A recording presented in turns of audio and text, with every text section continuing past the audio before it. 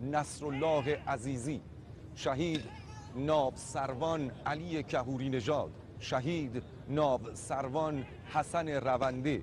و شهید دریادار محمد ابراهیم همتی و شهید ناب سروان حمید قهرمانی و دهها شهید و صدها شهید سرفراز دیگر که در حراست و حفاظت و پاسداری از آبها و مرزهای دریایی کشور عزیزمان ایران عاشقانه بر قلب دشمن تاختند و این آرامش و امنیت را به همه ما هدیه دادند. یاد و خاطره همه شهیدان سرفراز را گرامی می‌داریم.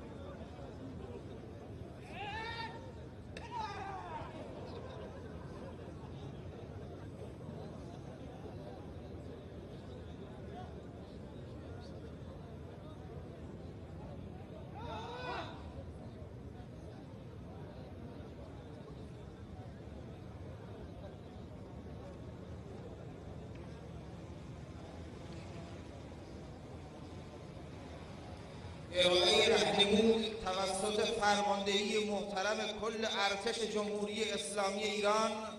امیر سرلشکر صالحی